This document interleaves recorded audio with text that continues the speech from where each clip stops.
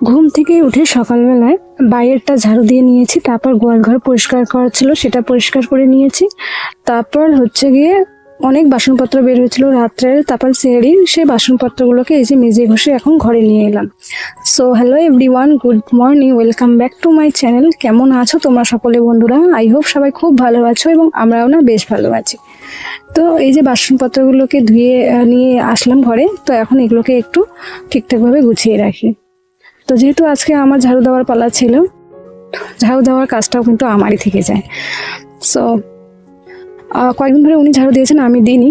তো আজকে আমি ঝাড়ু দিলাম, তারপর গোয়ালঘরটা একটু পরিষ্কার করে নিলাম। আর হ্যাঁ, এই যে সেহরির টাইমে উঠে সেহরি করার পর না, তারপর না আর একদমই ঘুম ধরে না। তা সত্ত্বেও কিন্তু চোখগুলো বন্ধ করে রেখে দিই, তারপর সকাল যখন হয় তখন ঘুম ধরে, জানো। তো সকালবেলা একটু লেট হয়ে যায় আমার উঠতে আর কি। তারপর দেখো, কালকে হয়েছে কি, সেহরির টাইমে না আমি একটু আশা করেছিলাম যে তোমাদের একটা ছোট্ট একটা ভিডিও শেয়ার করব। তো কি হয়েছে, সেহরিতে রুটি বানানোর সময় একদিকে রুটি বানাচ্ছিলাম আর একদিকে হচ্ছে আমি চা বসিয়েছিলাম। তো চায়ের ডাবুটা না আমার হাতে লেগে একদম পুরো চায়ের ডাবুটা আমার হাতে পড়ে গেছে। তো হাতটা একদম আমার পুড়ে গেছে, আঙ্গুলগুলো, মানে আমার ডান হাতের আঙ্গুলগুলো। তো তখনই আমি একটু লবণ জল দিয়েছিলাম, ঠান্ডা লবণ জল। তারপর একটু ফ্রিজ থেকে একটু বরফ এনে দিয়েছি। তো একটু কম হয়েছে, ফোসকা পড়েনি, বাট হ্যাঁ আমার হাতটা কিন্তু খুব জ্বালা করছে। এই যে বাসনগুলো মেজে আসলাম, তো জলের জন্য না জল দিলাম, তো হাতটা একদম ধরছিল পুরো, মনে হচ্ছিল যেমন আগুন লেগেছে আমার হাতে, এরকমটা হচ্ছে। তো যাই হোক, তার জন্য কোনো ভিডিও আমি শ্যুট করতে পারিনি, খুব কান্না করছিলাম আমি। আর তো ভাবে রুটি কয়েকটা বানিয়েছি, হাজবেন্ডকে খেতে দিয়েছি। আর রাতের পোলট্রির তরকারি ছিল, মানে চিকেনের তরকারি, সেটা দিয়ে খেয়ে তো উনি চলে গেছে গাড়িতে। আর আমি একটু এই যে লেট করে উঠে এখন এই যে কাজে লেগে পড়েছি। তো এই যে আমার এই যে টেবিলের উপরে তো এটা একটা কালো রঙের প্লাস্টিক দেওয়া আছে, তো এটা না খুব নোংরা হয়ে যায়। প্রত্যেক দিন আমাকে এভাবে মুছতে হয়, রাতের বেলা করে মুছে দিই, তারপর সকালবেলায় রান্নাঘরে এসে কিন্তু আবারও মুছি, কিন্তু তবুও কিন্তু এটার মধ্যে ধুলো লেগেই থাকে। যেহেতু বাড়িতে তোমরা জানোই যে কাজ হচ্ছে, তো এই যে সিমেন্ট বালি পাথর এগুলোর জন্য কিন্তু আমার ঘরটা একদমই পরিষ্কার থাকে না, না তো রান্নাঘরটা না তো আমার শোবার ঘরটা। তো যাই হোক, তা সত্ত্বেও এটা একটু মুছে নিচ্ছি হালকা করে। তারপর আজকে না আমাদের বাড়িতে পিলারগুলো ঢালাই হবে। কালকে পিলারগুলো বসানো হয়েছিল, শুধুমাত্র বসিয়ে দেওয়া হয়েছে, আজকে সেগুলো হবে ঢালাই। তো ওটার জন্য বাইরে লেবার এসেছে দুটো, আর আমার দেওর তো নিজেই মিস্ত্রি, তো ওটা কাজ করছে। তো এখন ঢালাই হয়নি, ঢালাইটা হবে। তো আগে আমি রান্নাঘরে চলে এলাম, রান্নাঘরে কাজ কমপ্লিট হয়ে গেল, এখন চলে এলাম শোবার ঘরে। এসে যেখানে আমার বিছানাপত্র সব কিছু তোলার বাকি আছে, মানে ঘুম থেকে উঠে আগে আমি বাইরের কাজ করে নিতে পছন্দ করি, তারপর কিন্তু আসি একদম সবার শেষে আমি ঘরে। তো এখন এই যে বিছানাটা একটু তুলে নিই। আর আজকে না আমার খুব টায়ার্ড লাগছে, কি জানি কেন। লেট করে উঠলে না একদম শরীরের মধ্যে কোনো এনার্জি থাকে না, খুব স্লো চলছে, আমি জানি না কেন আজকে। তো যাই হোক, বিছানাটা তুলে নিই। আর এই ব্ল্যাঙ্কেটটা কবে যে আমি একটু ধুয়ে টুয়ে উপরে উঠে রাখবো জানি না, গরমের দিন যে কবে আসবে। গরম তো আমার কাছে চলেই এসেছে, আমি তো এখনো ফ্যান চালিয়ে আমি হাওয়া খাই, কিন্তু হাজবেন্ডের খুব ঠান্ডা, ইভেন আমাদের বাড়ির লোকেরও সবার খুব ঠান্ডা। আমারই গরমটা একটু কি জানি কেন বেশি, আমার রক্তও গরম, আমি গরমও হই তাড়াতাড়ি। হ্যাঁ, গরম হই না তাড়াতাড়ি, আমাকে যদি কেউ আমাকে খোঁচা মারে তো সেটা সারা জীবন আমি মনে রাখবো, সেটা আমি ভোলার লোক একদমই না। মুখে আমি কথা বলবো, হ্যাঁ, কিন্তু ভেতরে আমার সেটা থাকবেই।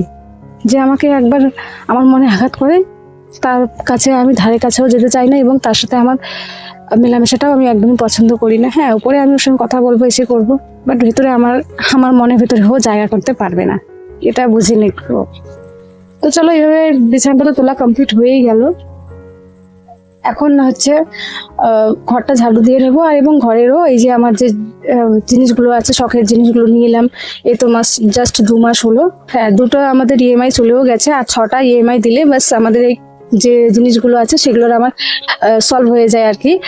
তো যাই হোক, এভাবেই তো দিচ্ছি, 2টা মাস হয়ে গেল, আর দেখতে দেখতে 6টা মাস গেলেই কিন্তু আমাদের সব সমস্যা একদম শেষ হয়ে যায় আর কি। তো এই যে সারা সপ্তাহে ইনকাম যেগুলো করে সবগুলোই এই বন্ধন দিয়ে, প্লাস হচ্ছে এই যে ইএমআই, এগুলো দিতে এবং সংসার খরচ চালাতে কিন্তু আমাদের শেষ হয়ে যায় আর কি। তো আর এদিকে কৃষিকাজ তো আছে, তার মধ্যে আবার ওষুধ দিতে হয়, কৃষিকাজের লেবারদের টাকা দিতে হয়, তো এগুলোতে কিন্তু আমাদের শেষ হয়ে যায় আর কি। তো যাই হোক, তবু আমি কোনোদিনও বলি না যে শেষ, ইনশাআল্লাহ বাঁচে, 1 টাকা হলেও কিন্তু আমার বাঁচে। সবটাই যে ইনভেস্ট হয়ে যায় তা না, কিছুটা বেঁচেও যায়। আল্লাহ নবীর দোয়াতে আমরা 1 টাকা হলেও রাখতে পারি ঘরে, এটাই হচ্ছে বাস্তব, যেটা মিথ্যে না, যেটা সত্যি সেটাই আমি বললাম। মিথ্যে বলতে আমি একদম পছন্দ করি না, এবং যারা মিথ্যা কথা বলে তাদেরও আমি একদম পছন্দ করি না। আমি সবসময় সত্যি কথা বলতেই পছন্দ করি। আর আমি সত্যি কথা বলি হয়তো বলে আমি আমার শ্বশুর বাড়ির লোকের কাছে আমি খুবই খারাপ বৌমা, জানো তো। আমি ওই মেয়াও মেয়াও মেয়াও মেয়াও করে কথাও বলতে পারি না, মানে বিল্লিগুলোর মতো। আর হচ্ছে যেটা সত্যি কথা আমি ওপেনলি এবং নির্ভয়ে আমি সে কথাটা বলি বলে আমি শ্বশুর বাড়ির লোকের কাছে খুবই খারাপ। আমি শাশুড়ির কাছে খারাপ বৌমা, শ্বশুরের কাছেও আমি খারাপ বৌমা। এই যে সত্যি কথাটা বলি বলে আমি সত্যি কথা বলতে একদমই ভয় করি না, যেটা সত্যি যেটা ফ্যাক্ট আমি সেটাই বলি। তাই হয়তো আমি এত খারাপ, তাই একটু মানুষের জলেও বেশি। আর আমি যেরকমটা সেরকমটাই দেখাই, আমি ভেতরে একরকম বাইরে একরকম, এরকমটা আমি দেখাতে পারি না। আর এটা আমি একদম পছন্দ করি না। অনেকই মানুষই আছে যারা ভেতরে তোমার জন্য শুধুমাত্র নোংরা চিন্তা ভাবনা রাখে, যে তোমাকে শুধুমাত্র ঘৃণা করে, অবজ্ঞা করে। বাইরেটা তো তোমাকে এত প্রিটেন্ড করে, এভাবে তোমাকে দেখায় যে না তোমাকেও খুব ভালোবাসে, বাট না, এটা না। কিন্তু আমি এরকমটা, আমি গিরগিটের মতো রঙ পাল্টাতে পারি না, দুমুখো সাপের মতো আমি, দুটো আমার মুখও নেই, দুটো আমার মানে মাথাও নেই। আমি যেরকমটা আমি সেরকমটা, আমি ওয়ান পিস সাজিদা। তো আমি যেরকমটা বাইরে সেরকমটাও আমি ভেতরেও থাকি। মানুষের মতো আমি রং পাল্টাতে পারি না। যখন তুমি পাশে থাকবে না তখন তোমাকে আমি খুব বকবো, এসে করব। তারপর যখন তুমি আমার পাশে আসবে, যখন তুমি বাড়ি আসবে, তখন তোমাকে আমি কিচ্ছু বলবো না, এমন প্রিটেন্ড করবো তুমি আমার ভালো বৌমা। এটা করলে কি আর হয়? তো ভেতরে আমার অনেক কিছু আছে যেটা আমি এখন বার করছি না। রোজার মাস, এত সুন্দর একটা মাহে রমজান মাস, এর জন্য আমি কিছু করছি না। তো সবগুলো ভালোভাবে রেকর্ডিং করে রেখে দিয়েছি, একদিন সময় আসলে সবগুলোই ফাঁস করব। তো চলো ওগুলো কথা না হয় পরে থাক। তো এখন দেখো আমাদের হচ্ছে আজকে ওই যে বললাম পিলার ঢালাই হবে, তো তার জন্য যে এখানে ধূপকাঠি ধরিয়ে দিচ্ছে। আমি জানি না, আমি এর আগে কখনো দেখিনি এরকমটা। তোমাদের ওখানে কোথায় কিরকম হয় জানি না, কিন্তু আমার তো মুসলিম কাস্ট, তো আমাদের এখানে সেরকমটা কিছু করা হয় না। হ্যাঁ, শাশুড়ি বাড়ির আশেপাশে কাদের কাদের বলে এসেছে যে আমাদের এবারে পিলার ঢালাই হবে, তো একটু এসো। মিষ্টি আনা হয়েছে, তারপর হচ্ছে ওগুলো দিয়ে হয়তো মানুষকে দেবে, প্লাস হচ্ছে এখানে ওই যে যা করার এই এতটুকুই নিয়ম। তারপর সন্ধ্যের সময় হয়তো দাওয়াত করেছে সাহেবকে, উনি আসবেন, ওনাকে দাওয়াত করা হয়েছে, কোরআন শরীফ তেলাওয়াত করে উনি দোয়া পড়ে চলে যাবেন, বিদায় নেবেন, ব্যাস। তো এদিকে দেখো আমার শ্বশুর সবার প্রথমে দিয়ে দিলে, আর এখন দেবে হচ্ছে আমার নানু। আর এখানে ওই যে লেবার দুটো ছিল আমাদের, ওরা হচ্ছে আদিবাসী, তো ওদেরকে 100 টাকা করে আমার শ্বশুর দিয়ে দিল। আর এখন নানু দিবে, ওটা হচ্ছে আমার নানু। এটা কিন্তু আমার যে নিজের নানু আছে, উনি তো নেই, এই দুনিয়াতে মারা গেছেন। তো আমার ওই নানুর হচ্ছে ইনি বড় ভাই হয়, তো তাই এটা উনি আমার নানু। নানিও এসেছেন, ওই যে ওখানে পাশে আছেন। তো উনি তো হাঁটতে পারে না, ওনার বয়স অনেক হয়ে গেছে, তো তাই ভাবে ধরে ধরে কিন্তু আমার শাশুড়ি নিয়ে আসলো। আর এখানে একটু দেখো এইভাবে কিন্তু কর্নিটা দিয়ে একটু ফেলে দিচ্ছে আর কি। তারপর এই যে আমার নানি, এটা হচ্ছে আমার নানিমা। তো এই যে ইনিও দিয়ে দিলেন।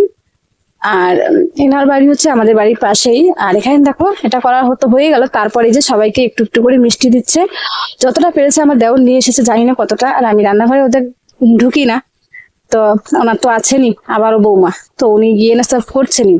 আর এখানে বাবু হচ্ছে সবাইকে দিচ্ছে মিষ্টি।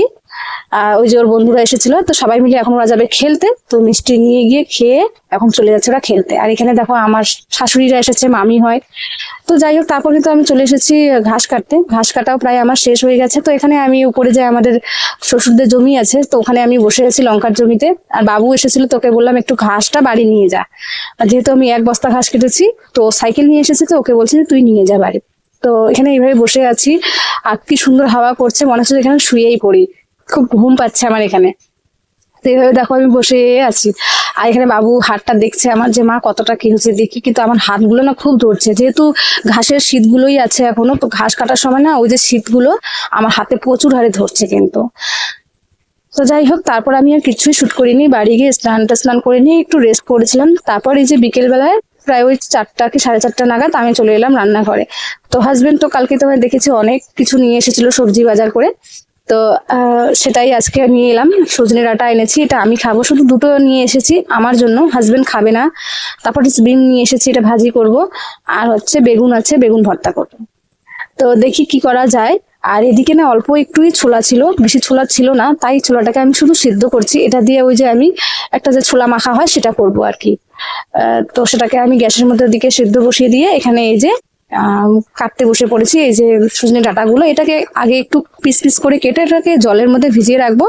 তারপর কিছুক্ষণ পর এটাকে মানে এটার যে উপরের যে আঁশটা আছে সেটাকে ছাড়াতে হবে, তা না হলে কিন্তু তেতো করবে খেলে। তো যাই হোক, এটাকে এভাবে জল দিয়ে ভিজিয়ে রাখি। আর ওদিকে কিন্তু উনুনটাও ধরিয়ে দিয়েছি, ওখানে ওদিকে জল গরম হচ্ছে। আর এদিকে কিন্তু আমি ওই যে ছোলাটা দেখছি সেদ্ধ হয়েছে কিনা। তারপরে যে জলটা গরম হয়ে গেছে বলে এদিকে চাল ধুয়ে দিলাম। তো তারপর এদিকে তো এগুলো নিয়ে এসেছি, এগুলোর তো যোগাড় যন্ত্রণা করছি, ইফতারে প্রিপারেশন করছি, সাথে এটা করছি। তোমার তো জানো আমি একসাথে দুটো কাজ করি, যেহেতু আমি হচ্ছি খুব মহান নিজেকে বলি আমি, আমার হাত খুব স্পিড চলে।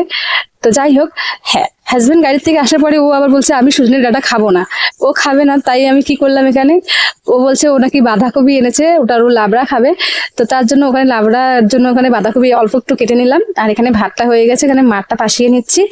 তো দেখো সজনে রান্না করব, আবার এটাও রান্না করতে হচ্ছে। তো দেখো রান্না বান্না আমার কমপ্লিট হয়ে গেছে। এদিকে সজনে আলু রান্না করছে অল্প একটু, এটা আমি একাই খেতেও পারবো না, জানি না এটা কি করবো কালকে।